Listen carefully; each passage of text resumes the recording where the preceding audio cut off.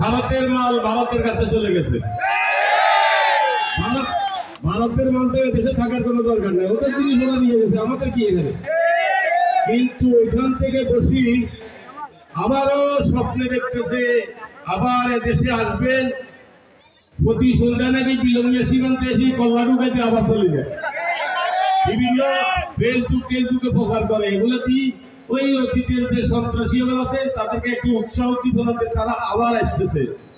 শুনেন, সূর্য ডুবে আবার উদিত হয়, অনেক কিছু আছে, কিন্তু বিশ্বে একটা জিনিস এটা প্রমাণিত, আমার কথা না, আমি ছোট্ট একটা রাজনৈতিক দলের কর্মী, কোন প্রকৃত স্বৈরাচারের উত্থান হয়েছে এই ধরনের কোনো প্রমাণ নাই। কোন স্বৈরাচারের পতন হয়েছে এ আবার মসনদে এসেছে এই ধরনের কোনো প্রমাণ নেই। যেমন আমি একটা কথা বলি, খালেদা জিয়ার বিরুদ্ধে তো আন্দোলন হয়েছে না? খালেদা জিয়ার বিরুদ্ধে জামাত, জাতীয় পার্টি, আওয়ামী লীগ একত্রিত হয়ে আন্দোলন করেছে, লগি বৈঠা দিয়ে পিটিয়ে অনেক লোককে হত্যা করেছে, রাজপথে অনেক সহিংসতা চালিয়েছে। কিন্তু জনতার দাবির প্রতি খালেদা জিয়া শ্রদ্ধা জানিয়ে পদত্যাগ করেছেন, তিনি পলায়ন করেন নাই, তিনি পদত্যাগ করেছেন। পদত্যাগের পর সাথে সাথে তিনি দলীয় নেতাকর্মীদের সাথে বসে আলোচনা করে স্ট্যান্ডিং কমিটির বৈঠক ডেকেছেন, সাংবাদিক সম্মেলন করেছেন, পরবর্তী করণীয় কি তা নির্ধারণ করেছেন। আবার পরবর্তীতে ঢাকার শেরে বাংলা নগরে বিশাল সমাবেশে তিনি বক্তব্য দিয়েছেন। খালেদা জিয়াকে কেউ দাঁড়িয়েছে? কিন্তু উনি পলায়ন করেছেন।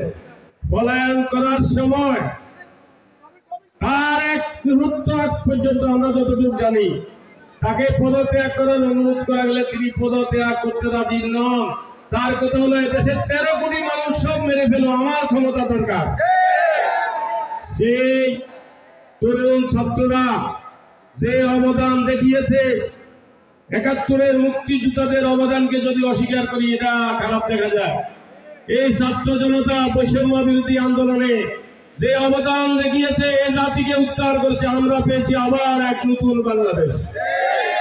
অতএব এই জয় আমাদেরকে ধরে রাখতে হবে, আমরা যাতে আনন্দে আত্মহারা না হই। প্রিয় ভাইয়েরা, আপনারা জিয়ার প্লে কার্ড, খালেদা জিয়ার প্লে কার্ড, তারেক রহমানের প্লে কার্ড গ্রহণ করতেছেন। আমি আপনাদেরকে একটা প্রশ্ন করি, বিএনপি কি ক্ষমতায় চলে আসছে?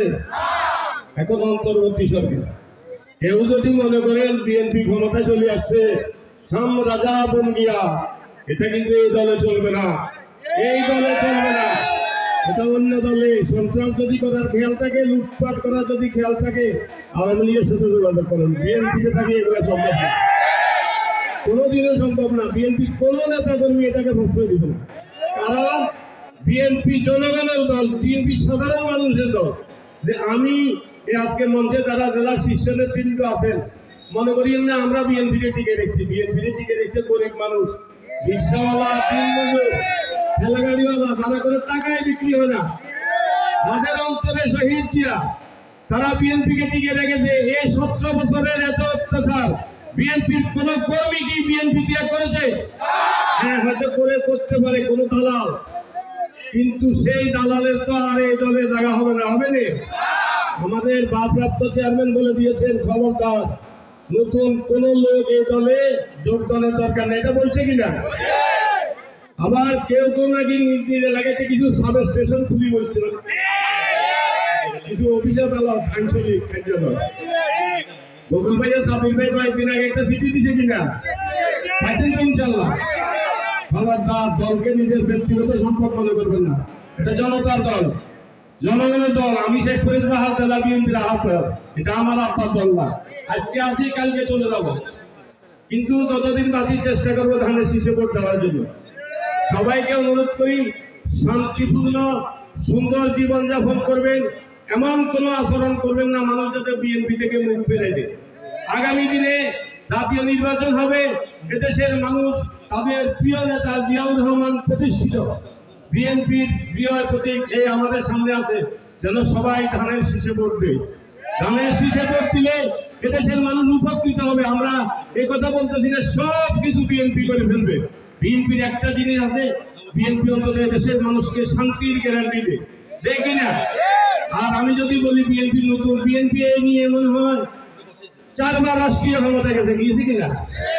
রাতের অন্ধকারে সিল মেরে দেয় নাই, ভুয়া চেয়ারম্যান, ভুয়া এমপি, ভুয়া মেম্বার বিএনপিতে নাই। যতজনে শার্ট প্যান্ট হিন্দি বসিয়ে দিয়েছেন চেয়ারম্যান লাই, জনগণের কিন্তু সমর্থন লাগবো, গ্রহণযোগ্যতা লাগবে, গ্রহণযোগ্যতা লাগবো।